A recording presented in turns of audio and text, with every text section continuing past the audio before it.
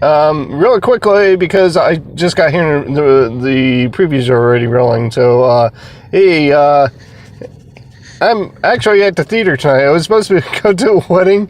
I went to the wedding part, but the reception, I slept through completely. So, I mean, what's the next best thing? I'm going to go to the movies. Hey, tonight's movies, the three movies I'm going to go see are Goosebumps 2, Smallfoot, and Alpha. So I'm pretty excited about that. It's going to be 6 hours in the car. Woo! It's not like I haven't done it before. All right. Just a few seconds and I'll be back with the first review for Goosebumps 2. I'll talk to you guys in just a few seconds. Bye.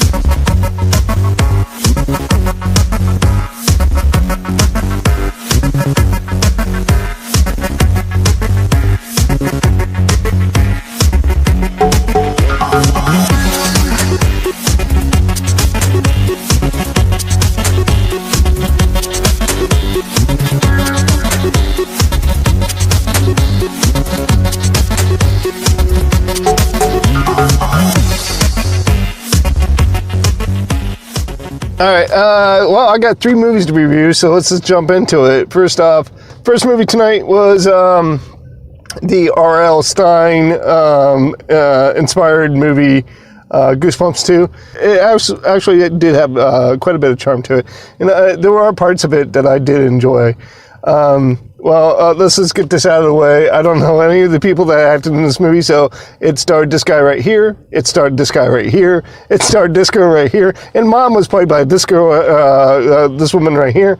And it had some supporting cast members on it. Jack Black actually showed up for about 3 minutes of the movie, and he hammed it up like he usually does. And again, here's the thing: this is a horror film that is strictly it should be marketed towards the tween, the 10 to 12 to 14, because it's not scary enough to thrill the 14 and up, but it's got some really kind of believable scary images, a little too harsh for, say, the 12 and under. As with the books, they were targeted for the middle school aged kids. This movie should be viewed by the middle school kids. If you look through the lens of that age range, this movie could actually work.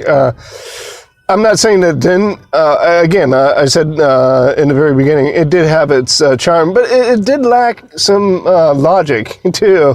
There were parts of it that just kind of confused me. Well, what happened is that they tried to turn the girl into some kind of like the strategist of the group, the one with the plan, and I didn't fully buy it. In fact, there was one time, in fact, not to spoil anything, but she tricks the ventriloquist dummy by thinking she's handing over the magic book, by throwing out a copy of Frankenstein to it.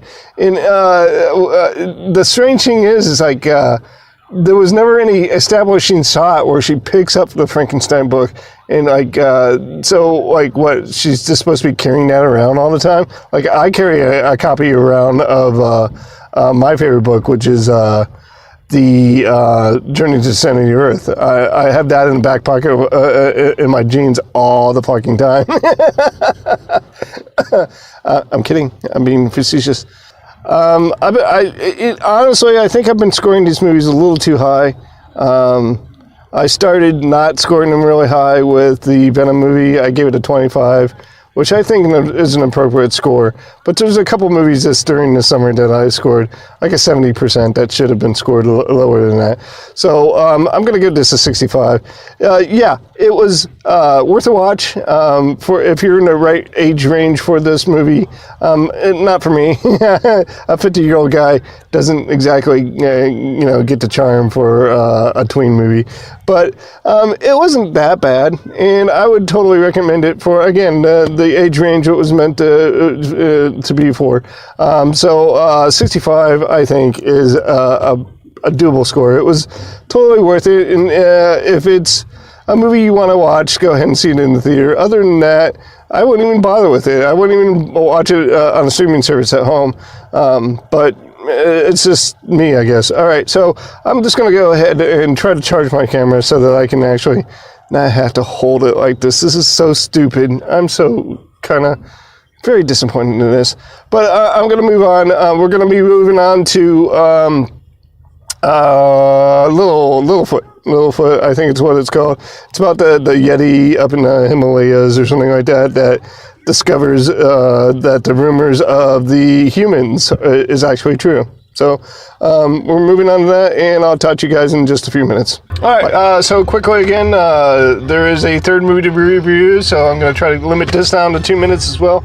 I just got done watching Littlefoot, or Smallfoot. Littlefoot, Smallfoot, it's all the same. You know how I said in the last movie, the Goosebumps 2, it had a lot of charm to it. Watching this, that it's really, really clever. The first movie was slightly charming. It did have a little charm to it, but it lacked some characters that we could involve ourselves with. Like I said, it just lacked some of the cleverness that I expect out of a film. This movie was chock full of that. Although this was a animated film, so it lent itself to over-exaggerated characters. I think that's that's one of the pluses of this movie, was that we got these highly colorful characters, and so it was easier for us to root behind these characters, because it emotionally evolved us into the story, because it gave us a lot of comic relief in this movie, and not only that, but it gave us a really good ending that kind of tied up everything, and I'm going to have to score it a lot higher.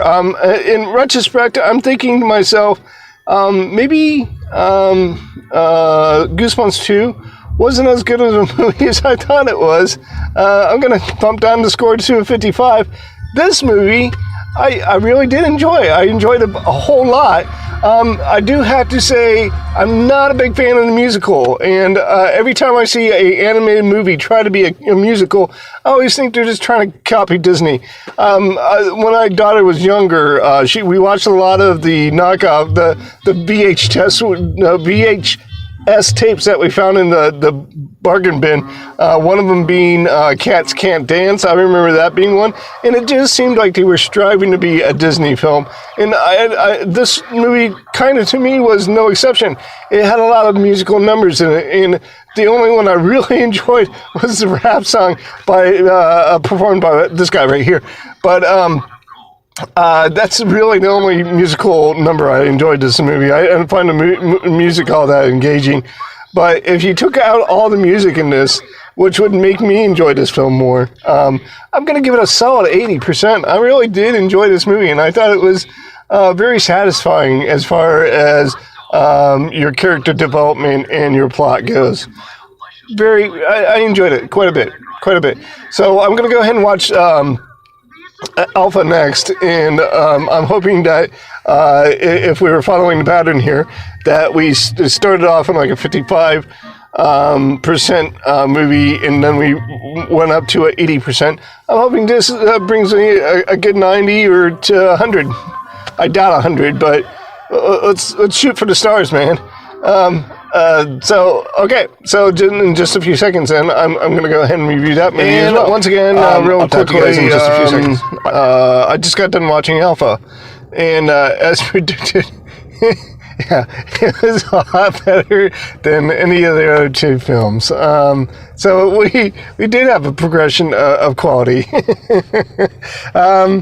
Man, I'll be honest with you. The other two films had a lot of levity and just a little heart to them.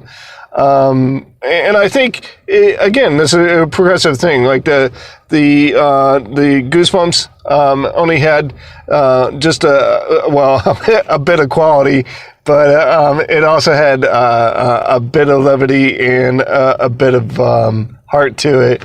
And progressively, we got more heart and more levity until this film, which almost is completely devoid of all levity and just a lot of heart and thrills. and a lot of suspense. So I just got done watching Alpha, and Alpha is basically telling you the story of the first domesticated dog and its owner.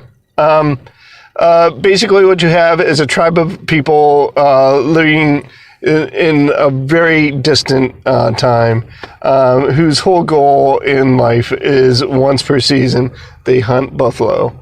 And there's an accident that happens during one of the hunts, and the leader of this pack loses his kid, falls down this great cliff, and is the whole tribe leaves him for dead.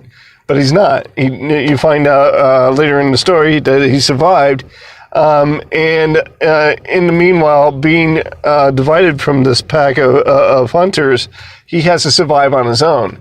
And while doing that, he is encountered by a pack of wolves who first attack him, and then he wounds one almost mortally, but then nurses it back to health. And then because of that, they become their own tribe.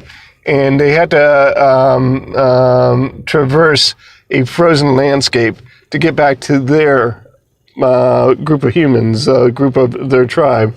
I'm just repeating terms now, but basically that's what the story is. But it's very suspenseful, and there's a lot of peril that happens, and a lot of heartwarming moments on this trek back to his village, and you grow to love not only the kid and the dog, but you grow to love the relationship that grows between them. And I found it very heartwarming. And then there's a surprise at the end, which I'm not going to tell you guys, because it's totally worth watching. But it brought a tear to my eye, and I sat there, my mouth agape, and tears rolling out of my eyes when I found out what was going on. And it totally made this whole movie just totally worthwhile. And I enjoyed it from beginning to end. I really did. Now, if you're looking for something more lighthearted, like Goosebumps and like Littlefoot or Smallfoot, you're not going to like this movie. It's very heavy, and it's a lot of heavy situations, very suspenseful, very action-oriented situations that are going on. But if you're looking for something a little more, with a little more meat to it, and it's something to sit down to and enjoy and kind of feel some feels, this is totally a great movie to watch. I would totally watch it in the theater too, for sure. Go out and watch it. No, I'm seeing it on the, the third movie, so you're probably going to only catch it in the second run theaters. But heck, go to that second run theater and watch that movie. You're going to save some money, and you're going to catch a really great film. So, okay. So let's just recap real quick the three films that I reviewed today. I saw Goosebumps, which had a bit of a heart to it, but it lacked strong characters. It lacked real purpose to its movie, and it cheated the audience in some respects, like at the end. Let's go ahead and give Goosebumps 2 a good 55%. Then we had Smallfoot. It had a lot of levity. It had a lot of heart. And it had a real good message by the end of the movie, and I enjoyed it. It had a lot more purpose than, say, the first movie, Goosebumps, did. So therefore, I'm going to have to give Smallfoot a good old 80%.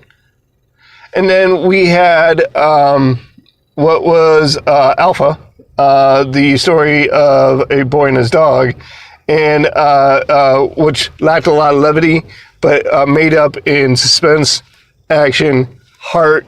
It was an all-around package, really dense, really a lot of subtitles to read too, but I'm going to give that a 90%. All right, so that was my time at the theater tonight. I don't know when I'm going to see you guys next, but I hope it's soon. As always, please don't subscribe, but comment and watch other people's videos as well. So that's it, guys. I hope to see you guys soon. But as always, I'm going to say peace and Montane. I'll see you guys later, and goodbye.